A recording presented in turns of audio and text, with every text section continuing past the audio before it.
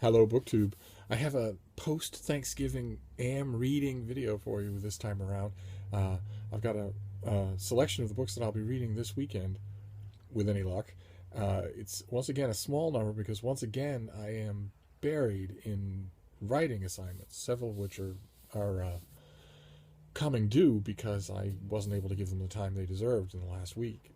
That takes up time, and also I have a couple of rereadings that I'm doing. In particular, Boswell's Life of Johnson for no discernible reason whatsoever.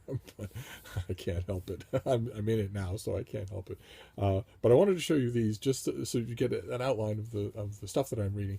One thing that you'll notice, despite my hoity-toity pronouncement yesterday that I'm reading well into the summer, these are not 2017 books. None of them are. As far as I can think, no, none of them are, because in addition to everything else, I'm trying to finish up 2016's reading. I'm consciously looking at the stuff, the releases that I didn't get to make sure that I get to them before the year is over. And there's very little time left to do that. So that's what all these are. These are all catch-up readings, I think, from November, December. The first one is this, Earth in Human Hands by David Grinspoon. It's apparently another in the cottage industry of books about the Anthropocene, books about the climate, the revolutionary climate changes that mankind is doing to Earth. But I could be wrong. We'll see. It actually comes a bit recommended to me by someone who has read it, who read an early copy, and talk about coming recommended to me. The next one is this one's John Nixon. It's Debriefing the President, the interrogation of Saddam Hussein after he was found in Tikrit 10 years ago. The CIA had to determine not only what he knew and what he didn't know, but also whether or not it was him. This was a man who trafficked often in body doubles for both himself and his sons.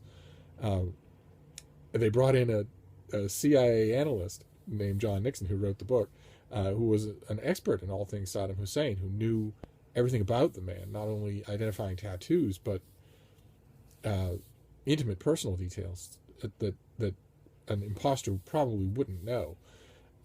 And he interviewed Saddam Hussein, not only to learn those things, but also the interviews broadened out from there. And the reason why this was recommended to me, this was the strangest thing in the world, but I don't have any doubt of it.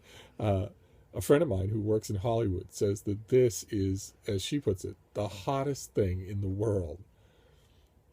And you can understand why when you think about that, right? That this would make a hell of a movie.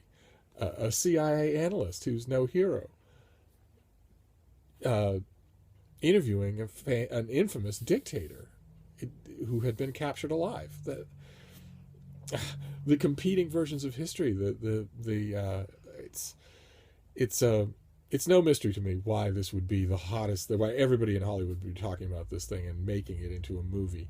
And I can't predict these things, but I have an idea. If in a perfectly cast version of this,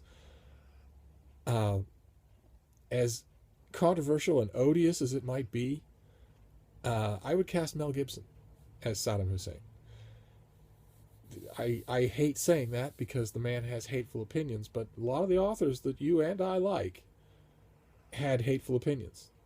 We've had this conversation before. I look forward to having it again. There is a thing we need to do in books and in movies of disassociating the hateful person from their skill at what they do.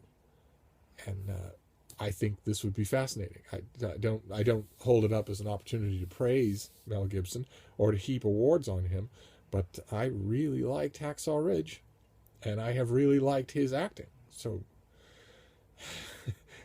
it's a complex subject. I like it. But anyway, this will probably be the first of the things I read.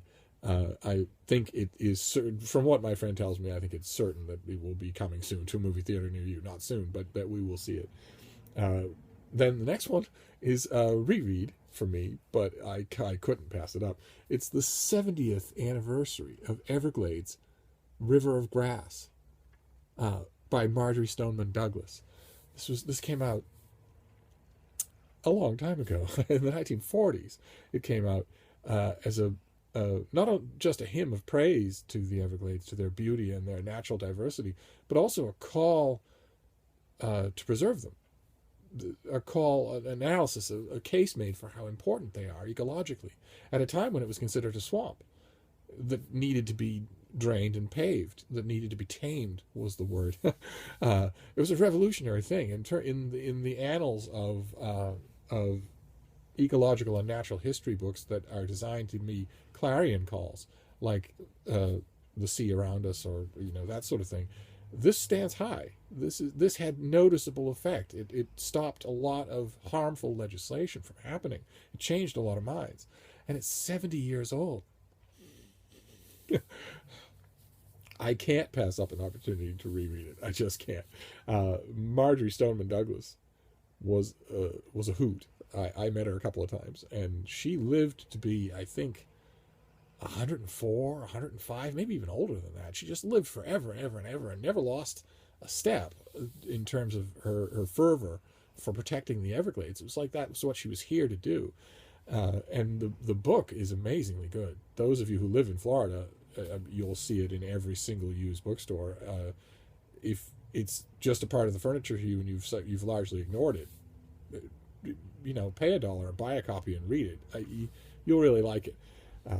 It, of course, doesn't change my mind about the experience of traveling in the Everglades. I have done this, and I have not enjoyed it. But I can want the thing to be preserved without wanting to hang around there. The next thing is a classic Steve book. It's by Rob Johnson. It's The Great War in the Middle East, and it's an Oxford book. It's not long.